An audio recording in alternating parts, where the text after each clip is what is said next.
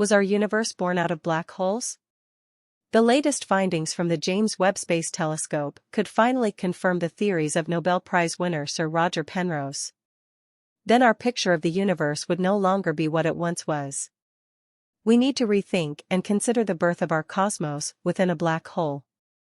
The new James Webb Space Telescope has been in operation since summer 2022, and it's time to take stock of the unusual discoveries made by this telescope. Above all, we venture a look at what this now means for science and our cosmological view of the world. It all started with this deep space image of outer space. When NASA presented the image to the public for the first time, nobody had any idea what could really be seen here. Scientists knew that very old galaxies would be visible on the image, because that is exactly what the telescope was built for. James Webb was supposed to look at the edge of the cosmic dawn and finally show us what the first stars and galaxies really looked like. But then something happened that nobody had expected. Depth analyses of the image suddenly showed rows and rows of galaxies that were far too old, too big, too small, too massive, or too faint to fit into the standard cosmological models. They simply shouldn't be there. These 6 galaxies are just about to break our picture of the early universe forever.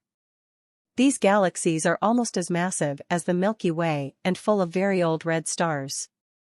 These galaxy discoveries, based on Webb's very first data release, are so distant that even the world's most powerful telescope can only see them as tiny reddish dots. Nevertheless, the low light is enough to draw much more important information from the color spectrum. This allows us to find out something about the age, size, and density of the galaxies. Here came the next shock because these galaxies already existed when our universe was only 500 to 700 million years old. Such early galaxies are actually not that surprising. However, the first star clusters should have been far more chaotic, darker, and somehow smaller at the time of their existence 13.1 to 13.3 billion years ago. The universe was supposedly just emerging from the so-called Dark Ages, and the first stars and groups of stars had formed. However, these 6 galaxies were probably already as big as our Milky Way at this time. The new findings are in stark contrast to existing ideas about what the universe looked like and how it developed in its early years. It had been expected to be small blue baby galaxies at this time. After the discoveries, some scientists had to admit that their ideas were wrong or simply too specific. Are we looking at the oldest black holes? Science now has to reinvent itself, and researchers soon came up with exciting new ideas about what we are seeing. The most popular co-theory became that of supermassive black holes. The new idea sounds plausible, but if these 6 are not galaxies but black holes, we would also have another small cosmological problem. But let's first look at the details of why these could be black holes and not galaxies. These reddish dots could be the dust disks of very large black holes. In very massive black holes, these disks can shine just as brightly as galaxies. It's very likely that there are also some stars around the black holes, but they are outshone by the red light of the dust disks. The light of young stars, on the other hand, which would emanate from young galaxies, would shine blue as they age. When they burn off their fuel and cool down, stars develop a redder glow. If we are talking about galaxies that conform to current theories, they should be full of bright young stars. Researchers assume that the first protostars only had a very short lifespan. 500 or 700 million years after the Big Bang, there could well have been larger star clusters with these large bright and very young stars. But galaxies with old red stars are beyond the timeline of current models. Although these light sources are very old from our point of view, these objects were still very young at the time they existed. Measured against the overall age of the universe, however, the same also applies to supermassive black holes. According to our current theories, these objects take at least as long as galaxies to grow to such sizes. Once again, scientists are busy changing their views in line with the new findings. It's possible that stars in the early universe, due to their lack of heavy elements, emitted light in a much more exotic way. This would mean that the laws of physics were possibly different back then than they are today, or that completely different elements existed. If this were true, our understanding of how stars formed in the early universe would probably be completely wrong.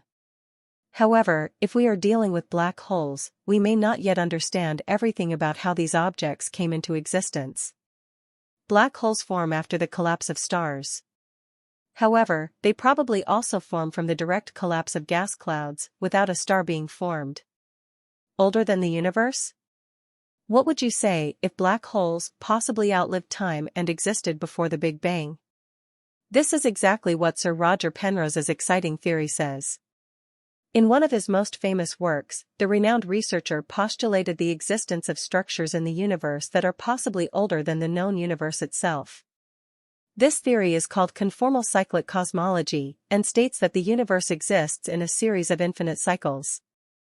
Each cycle begins with a Big Bang and ends in a future scenario in which black holes are the last objects in space. Penrose based his arguments on the fact that certain circular patterns in the cosmic microwave background point to objects that existed before the Big Bang. These objects would thus survive the death of one universe and continue to exist in the new one. Penrose's theory, therefore, allows for the possibility of a much older cosmic legacy that goes beyond the age of our current universe. The 6 black holes, which would have to be older than the universe itself, would then possibly be such relics, and their existence would be explained. Penrose's theory did not come about because of the new observations. The theory of the cyclical universe and the surviving structures is already much older. A popular end scenario for the cyclic universe is the idea that gigantic black holes will have sucked in almost all matter at the end. When there are no more stars, galaxies, or other cosmic phenomena, the universe collapses for reasons that cannot yet be fully explained and emerges anew from a new Big Bang. If Penrose's theory explains the black holes, astronomers would still have to discover the first real young stars and galaxies in James Webb's images at some point. A Nobel Prize for black holes. Before we look at whether James Webb might have discovered the first young galaxy after all, let's take a look at what Sir Roger Penrose researched in his lifetime. Although his name may not have been as well known as that of Stephen Hawking or Albert Einstein until recently, this researcher is one of the brightest minds of our time. In 2020, Penrose was awarded the Nobel Prize in Physics due to his groundbreaking contributions to Einstein's general theory of relativity and to black hole research. In the 1960s, Penrose developed the Penrose-Hawking singularity theorems together with Stephen Hawking.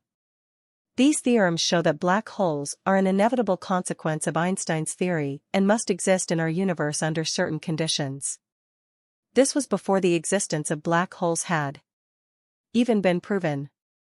Roger Penrose has always been one of the scientists in his home country who could communicate complex mathematical concepts in a way that both experts and laymen could understand. His hypotheses, which often transcend the boundaries between physics, mathematics, and philosophy, are also exciting. Twistor theory, for example, is an approach that attempts to unify quantum mechanics and the general theory of relativity. Quantum mechanics deals with the tiniest parts of matter, such as atoms and subatomic particles, and explains how these parts behave. General relativity, on the other hand, developed by Albert Einstein, describes how gravity works, especially for large objects, such as planets and stars. Penrose came up with a new way for the two to come together. Instead of focusing on points in space and time, as is normally done in physics, Penrose's theory uses twistors. Twistors are mathematical objects that are supposed to build a kind of bridge between the small world of quantum mechanics and the big world of general relativity. Another exciting theory of this man is the orchestrated objective reduction theory, which deals with quantum processes in the microtubules of human neurons. Together with the anesthesiologist Stuart Hameroff, Penrose worked on the nature of human consciousness and intelligence. His findings are now becoming relevant again as they play a role in the development of artificial intelligence and the assessment of the risks posed by AI. After this excursion into the scientific world of Roger Penrose, let's take a look at whether James Webb has discovered one of those young galaxies that researchers are so desperate to find.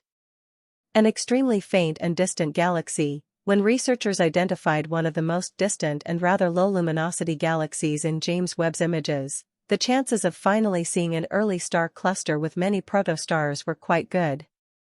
But again, the researchers were disappointed because this galaxy is too faint to be full of bright superstars. The first stars that lit up the universe are called population 3 stars, and researchers are convinced that they are super bright and incredibly large stars. After a very short lifetime, they exploded and initiated a chemical change in the cosmos. The supernova introduced completely new elements into the cosmos. In astronomy and cosmology, all elements heavier than hydrogen and helium are actually referred to as metals. This unusual classification dates back to the time when astronomers only distinguished between these two lightest elements and all others. The first stars that formed after the Big Bang were calculated to consist mainly of hydrogen and helium, the two lightest and most abundant elements in the universe. Heavier elements such as iron, nickel, and copper did not yet exist. However, when the first protostars exploded, they probably ejected parts of these elements into the cosmos, thus enabling the existence of more stable stars, the formation of planets, and even life. So, wherever astronomers look, all they find in James Webb's images of the early universe are galaxies that challenge our physical and mathematical picture of the beginning of the universe and time. Subscribe and look forward to the upcoming video. Hits.